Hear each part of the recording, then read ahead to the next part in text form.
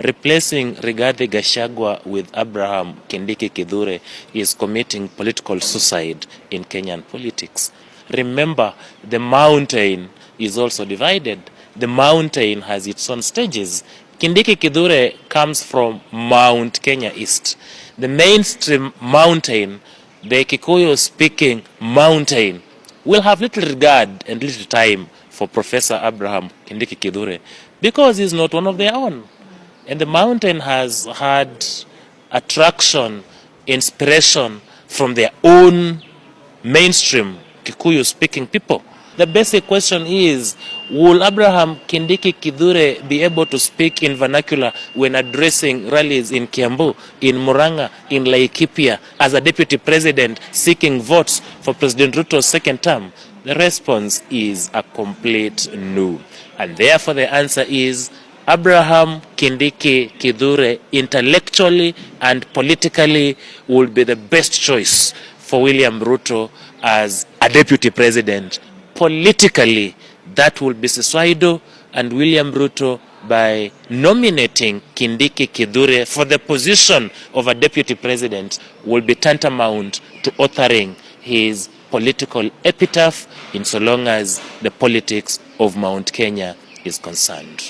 Taito ciothe cia bũrũri wa Kenya ciothe combined kuma hĩndĩ ya mũthũgũ kinya mĩgũnda ya thũgũ ciarĩ taito 50,30 ũmũthĩ niĩ nĩ heanĩte taito kũrĩ andũ aitũ ikĩrĩte milioni 5 cierekeire rĩu milioni 6 na nĩkĩ kĩratũma heane taito ndĩraheana taito tondũ wa kĩ tondũ nĩ njũĩ harĩa tumĩte na nĩ njũĩ kũrĩ andũ matarĩ na bata na mũndũ gũkorwo aikarĩte kũrĩa aikarĩte na nĩ njũĩ kũrĩ andũ magoka rũciũ moige we woimire kũ ndĩrenda mũndũ ũcio agakorwo na karatathi yake nĩgetha ũrĩa woga kũmũgita akamaiga gaka karatathi gakwa mũgũnda ũyũ nĩ gwakwa na ndikoima ndiũĩ nĩ tũraiguithania andũ aitũ nĩ tũraiguithania Ngai mũrĩte Maya Ngai mũrĩte na mũthenya ũmwe nĩ mũkamenya nĩ mũrĩte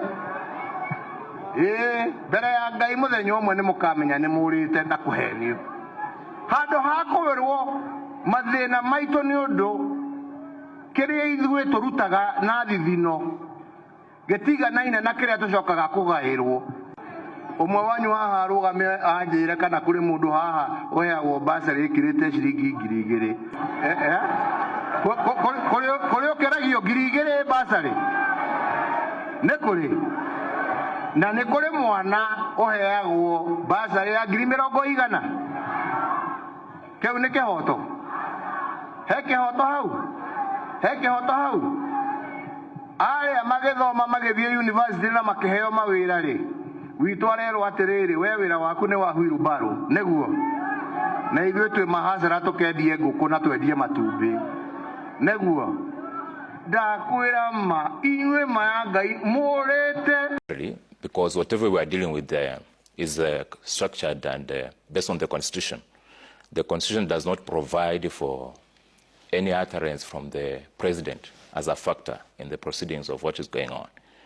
But I think he also wants to keep off so that it does not look like he's interfering with the process or does not look like he's an interested party in any way. The Deputy President, in my opinion, right now at this point, is cornered because there's a pattern. For the last 2 or 3 weeks, he has just been losing. You see, if he has lost more than 26 cases and now is before the Senate, where he seeks justice, and things are going the way they are going, there's no likelihood that he's going to survive. For example, he has the best lawyers in town. People like Elisha Ongoya are some of the best lawyers.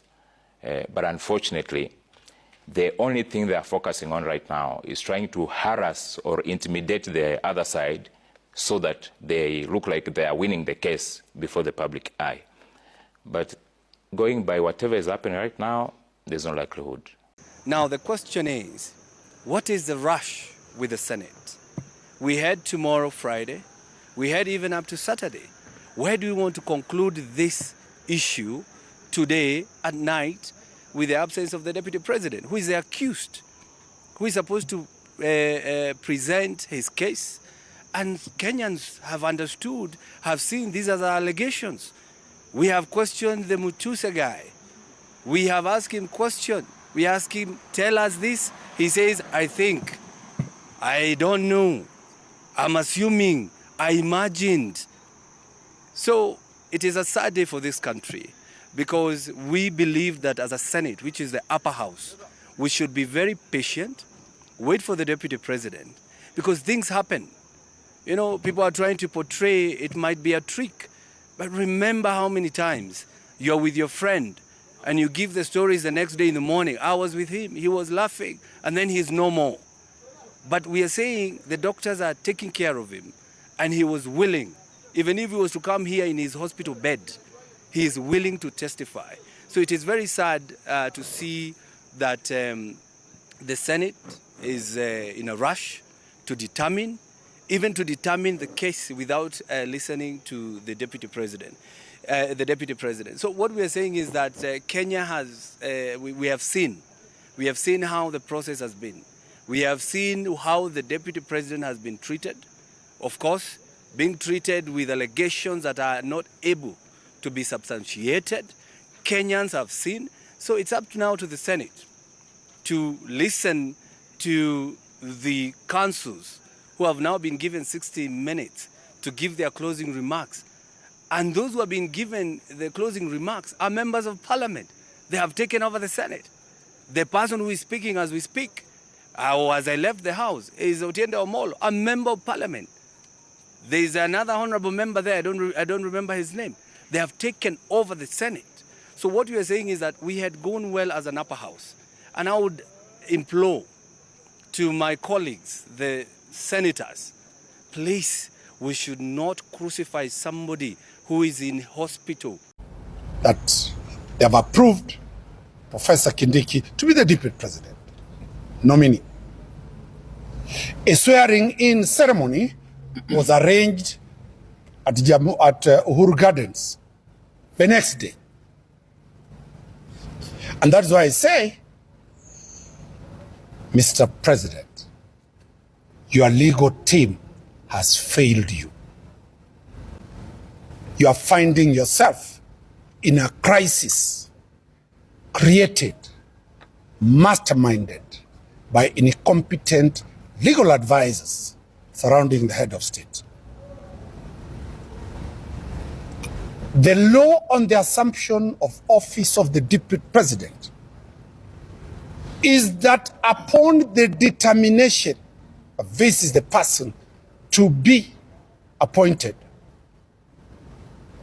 that appointment must be done the next Tuesday after that determination. That Tuesday will be declared a national holiday. That national holiday, that deputy president-elect shall take oath of office between 10 to 2 p.m. What was happening at Uhuru Gardens is a complete sham and an abuse of the constitutional and constitutionalism in Kenya.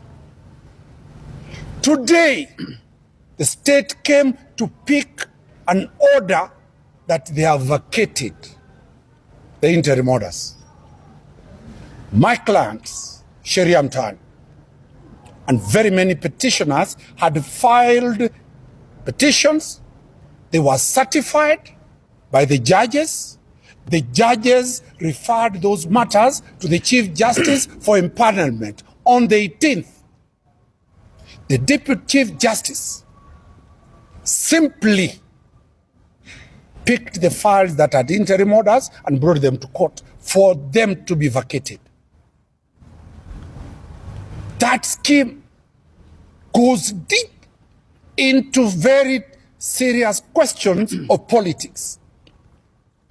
What was the position of the judiciary, the DCJ, in the elections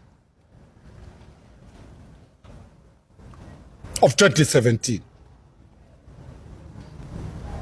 We have got to go back to the history. Where is the CJ? The CJ's whereabouts are not there. And the CJ today has surfaced to send condolences of the loss of a magistrate. Serious contradictions. We are telling those UDA members, those who think that impeaching Gachagua is a walk on the park.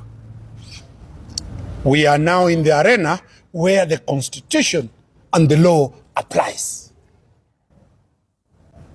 The courts after the High Court, any party that will lose this matter will go to the Court of Appeal.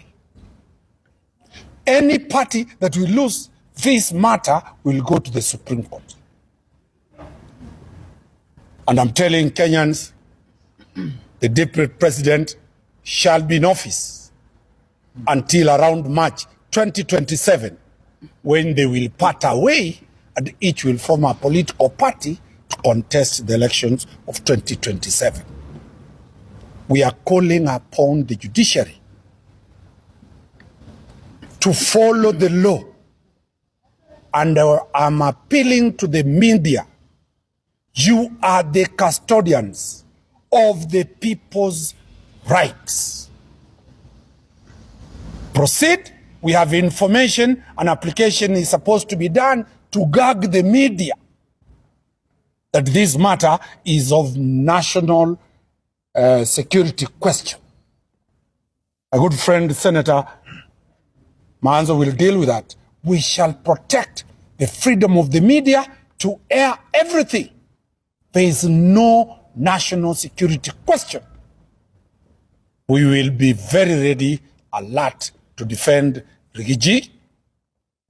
And Rigiji, with his over 7 million votes, has a right that every Kenyan follows this matter to the end. Aluta continue, and we, as of now, we are aware the security organs have been removed from the deputy presidents, which is contemptuous of the court order. There is no constitutional crisis. There is no constitutional crisis. Anybody raising the question that this matter needs to be dealt with because it's a national constitutional crisis, where is IEBC?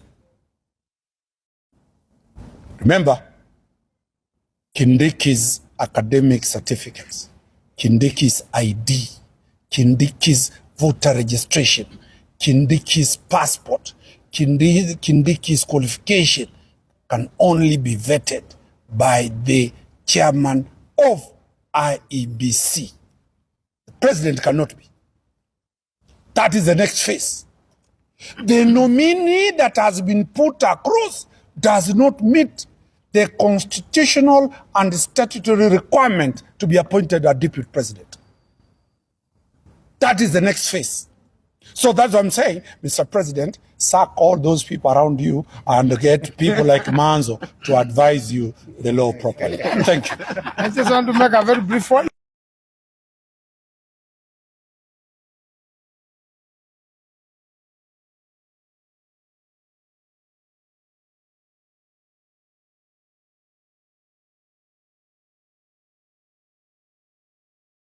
For us to follow what is happening, because there's been a lot of violation of our constitution. There's a lot of unlawful engagement in this country, and we want to follow good examples and people who have the rule of the law at their fingertips. So I want to appreciate you, Senator Manzo, and other people who have stood at the bench since morning, actually to see that we are actually getting getting the light of the day.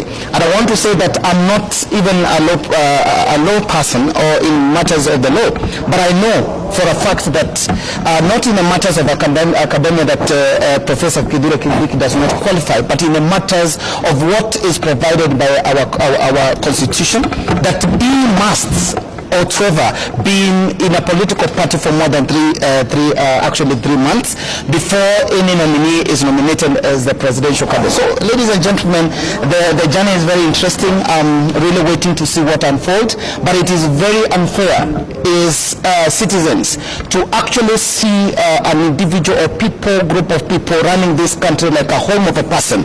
We need to have a country that is run by the rule of the law. So that is me, and my name is Patrick Osoi. I want to appreciate all of you, the media and the people who have been here since morning. It is such a tiresome thing, and I want to say that we appreciate you on behalf of the team. Thank you very much. Welcome. Yes. From Kilugoya. Yes. My name is Teresia and Company Advocates, Kilugoya, and we were here to defend the Constitution of Kenya. And though there is an issue of urgency, we insist that no matter the urgency, the constitutional right of every person, including the petitioners in this case, must be respected. And we cannot be told there are strict timelines and there's a crisis. That cannot in any way ensure that people's rights are infringed. That is not a law, and we are here to protect the law. And we are hoping tomorrow, because we've been told that there will be a ruling, that the ruling will be in our favor.